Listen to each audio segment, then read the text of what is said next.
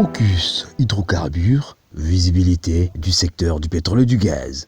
Voilà, mesdames et messieurs, nous sommes en train de continuer notre série d'entretiens. Là, on se retrouve dans la commune de Matadi. Comme je l'avais dit tantôt, la ville de Matadi a 3 communes. Nous avons déjà sillonné 2 communes et nous sommes arrivés à la 3e commune. Et là, nous allons nous entretenir pendant quelques minutes avec l'ingénieur Paul Detars, qui est également notable du coin, un ingénieur en pétrole-gaz. Ingénieur, bienvenue. Merci, monsieur le journaliste. Je suis ingénieur Boukansita Paul Detars.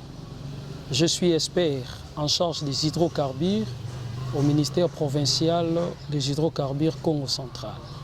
Voilà, merci ingénieur. Nous sommes en train aujourd'hui de célébrer la journée mondiale de l'énergie. Et nous avons mis l'accent, certainement, tous les deux sur les hydrocarbures, mais plus l'accent sur l'électricité et l'eau. Alors, dites-nous un peu, quelle est la situation en dessert en électricité de la ville de Matadi, précisément dans la commune de Matadi, où nous sommes présentés? Voilà. Présentement, au moment où nous parlons, il y a des quartiers. Il y a des quartiers dans la ville de Matadi dont l'électricité est en délestage, mais aussi de l'eau est en délestage. Il y a d'autres quartiers à Matadi, prenons par exemple beaucoup plus dans le cité. Il y a des quartiers à laquelle dont l'eau sort que chaque mercredi de la semaine. C'est d'une manière programmée. D'une manière programmée. D'autres quartiers chaque vendredi de la semaine. Et il y a aussi d'autres quartiers 2 fois par semaine. Mais aussi il y a encore d'autres quartiers comme au niveau de Tsassa, toujours à la commune de Matadi, Tsassa. Là, il y a... Ça, c'est subdivisé en 3. Il y a d'autres parties, et l'eau sort 3 jours la semaine, d'autres coins 2 jours la semaine, et d'autres coins une seule journée la semaine. Donc voilà. Alors, on avait essayé un peu de parcourir la réalité. Qu'est-ce qui font tout ça? Qu'est-ce qui justifie tout ça pour que nous puissions vivre de pareilles situations? Alors, nous avons descendu à la Régie des eaux, usine pompage. Alors la Régie des eaux nous a fait savoir une chose, ils ont un problème de monteurs. Ils ont un problème de monteurs. Il y a, par rapport à leur construction, le nombre de population au niveau de Matadi était inférieur par rapport à des certaines distributions d'eau. Donc, ce que tu as équipement au régie de l'eau et ils sous la capacité de fournir maï par rapport à nombre de bateaux comme la ville de Matadi. Exactement, exactement. Donc, l'équipement, tout à fait. Alors, c'est pourquoi il faut renforcer la capacité de la machine. Renforcer la capacité de la machine, la tuyauterie na bango ba aménager pour que tu pallier la situation où il y a des cercles en eau potable.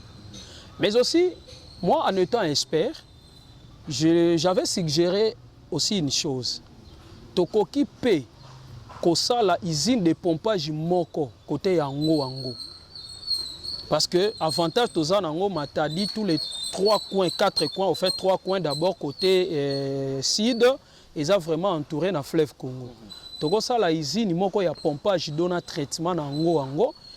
Usine wana eko permettre ko servir de cette ya eau potable na kinkanda nyonso ba tsasa nyonso wana, voire même komiti ba côté ya moi quelques parties pe lisusu ya mvoadu bako se servir na angle wana na bato azana ba frontière.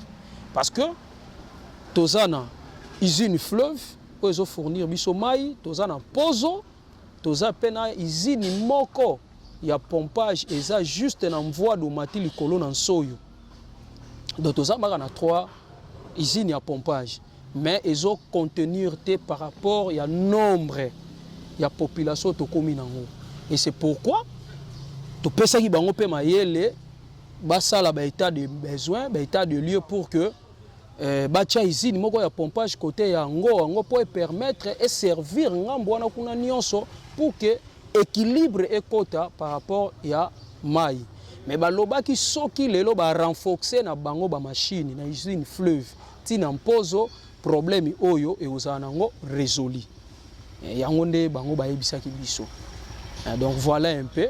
Alors en ce qui concerne l'électricité, parce que nous sommes en train de parler sur l'énergie.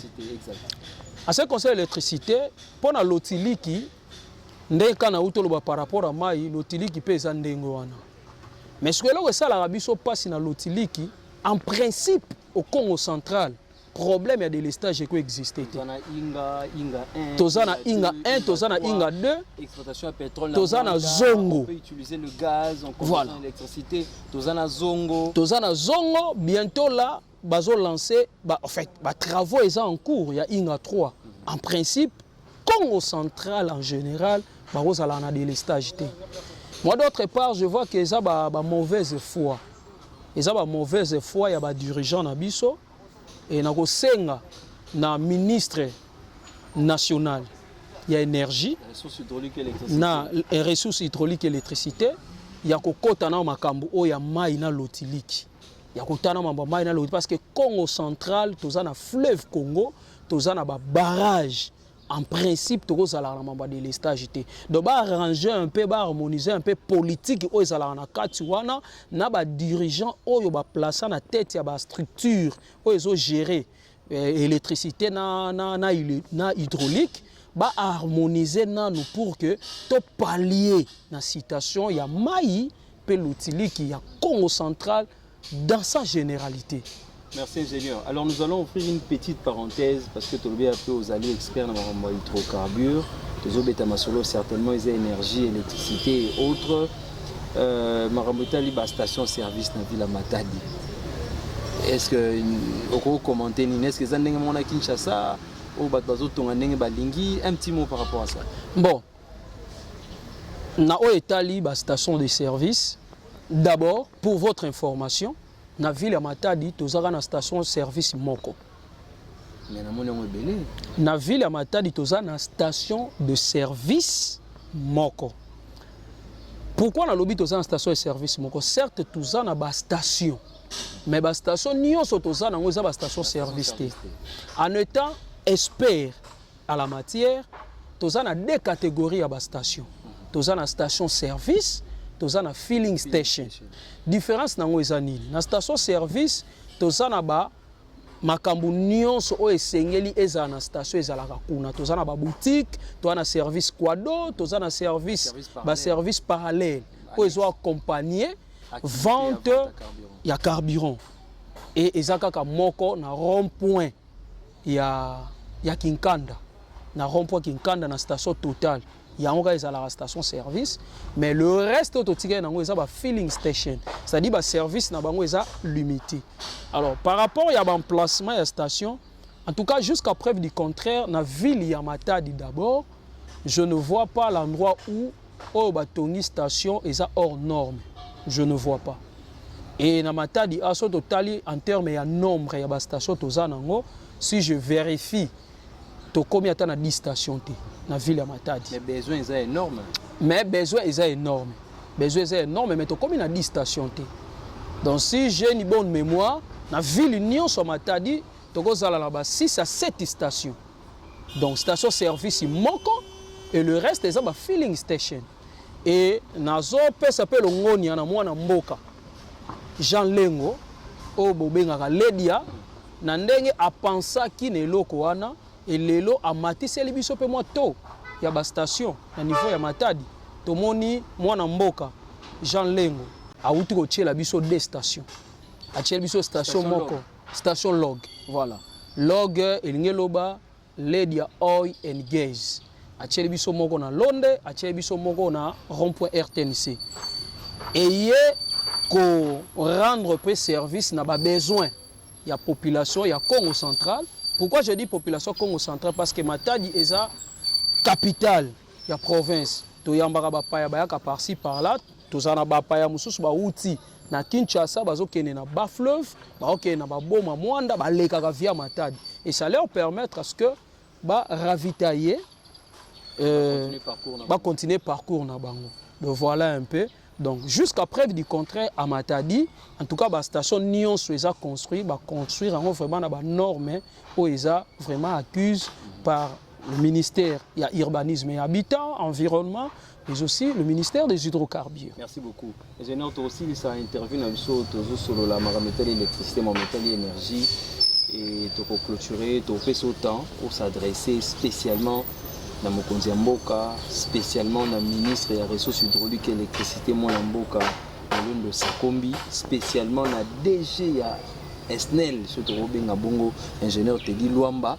Tu retires autant, tu peux un message, et puis tu que la population, la journée au mondial de l'énergie, tu as nini, on a tu as un potentiel, mais tu as souffrir dans la métal l'électricité, tu as autant de power, tu as la Bible. Donc, ils sont à vous. Voilà.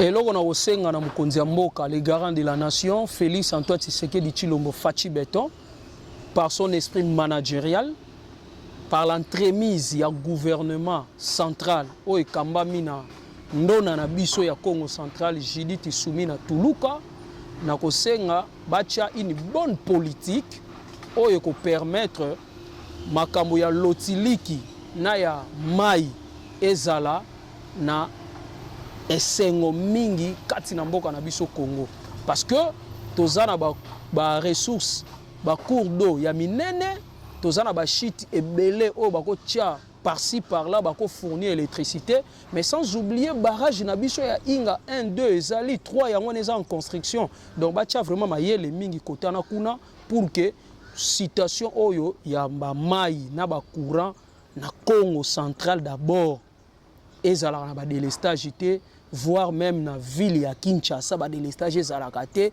et puis partout na mboka na biso ya RDC. Et na kosenga na ingénieur Teddy Luamba oyo auti kozala ministre akomi lelo le DG ya SNEL na yebi excellence ma yele oyo za nango na kosenga pa na yo o renforcer ba makambo ebele bisiko monaki ezalaki ya kolala la musango bisiko monaki ezalaki ya kotenga mazongi sango na nzela po ete mboka na biso etombwama na o etali lotiliki pe na ministre na biso Sakombi Molendo Sakombi ya ressources hydrauliques na énergie na kosenga no papa ministre mema penza ba projet o esengeli pona ko lamusa des secteurs non potable et électricité ya Congo mobimba, et na kosenga pe au travailler en étroite collaboration na ba ministres provinciaux, parce que bino pouvoir na biso ça pouvoir décentralisé biso za na ba province biso toko exécuter te tozwakane bitinda me utaka pa na bino